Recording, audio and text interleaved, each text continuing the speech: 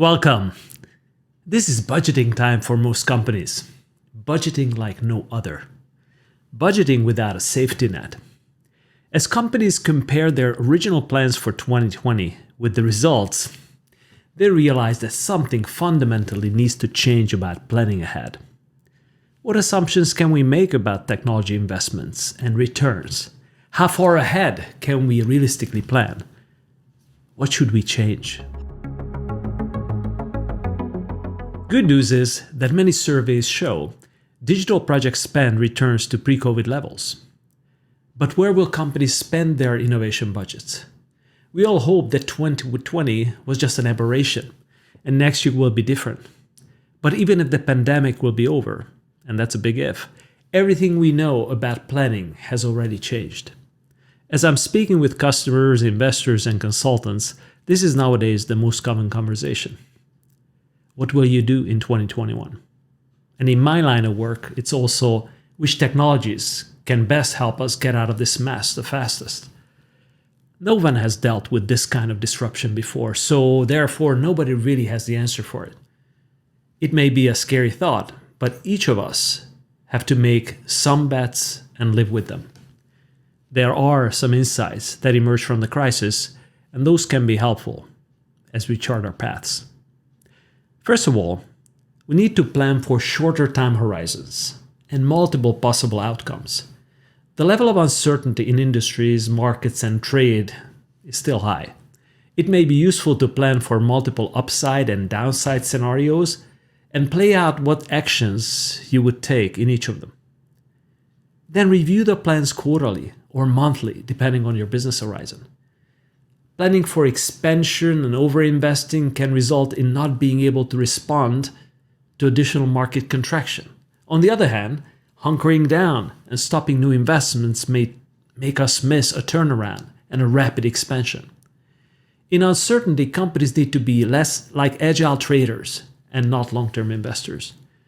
Almost every sector has innovators and cost-cutters already, so you can find companies betting on both sides of the upside and downside scenarios.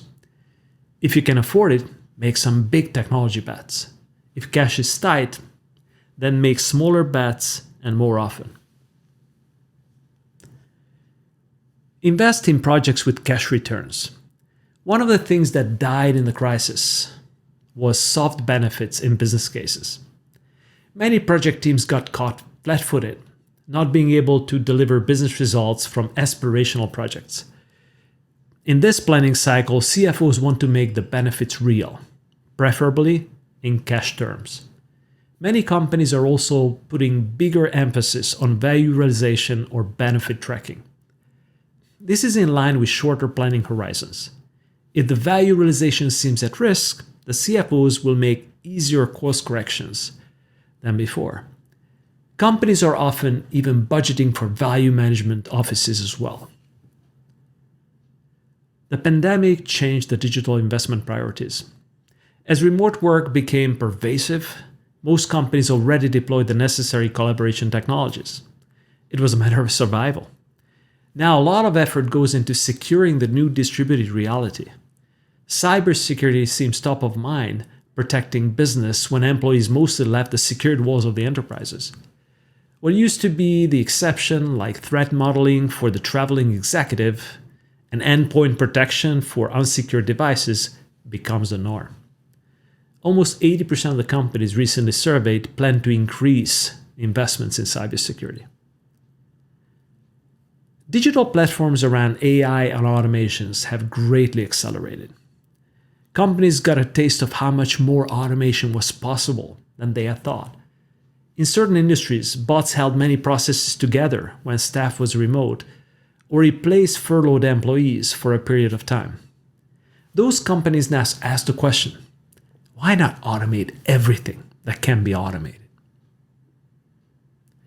Customer experience is also another area where companies are investing more. In the last few months, companies that had better customer insight and the ability to better customize the buying and service experience had much better customer retention. Laggards in this area saw major customer churn or reduced repeat business. There's reconsideration for IT backlog and IT debt. Companies are increasingly facing an IT backlog of projects several years long. It is also known as the IT debt. It would take years to clear it out and end the current list of projects before new digital initiatives can be started. Several businesses consider reverting to zero-based budgeting. It would mean that IT would have to determine what in their project backlog to abandon or to outsource or to put on a back burner before they can start a digital project.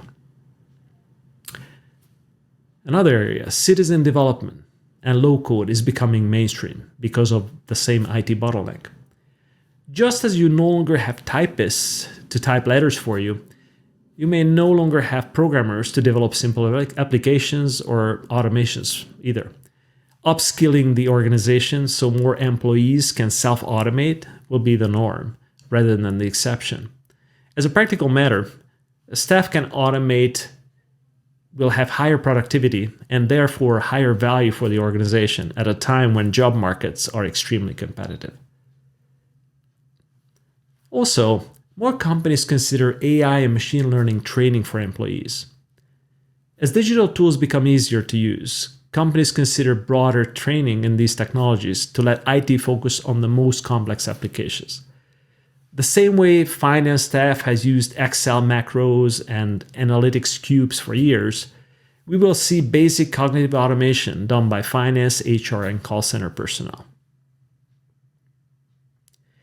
There is also more investment in end-to-end customer visibility. This is going beyond simple customer analytics and will allow all customer-facing functions to have the same view of the customers and common data. Technologies like CDP, Customer Data Platform, or Customer 360 are emerging to make end-to-end customer interactions easier. Ultimately, all business failure is a failure serving the customers well. If you don't know what your customers are doing, you cannot really serve them well. And now customers are everywhere, offline and online as well. And you got to track it. Ultimately, 2021 will all boil down to this. Businesses will invest more in projects and technologies with real ROI, faster deployments, more focused on customers, and much less reliance on the already overloaded IT functions. Talk soon.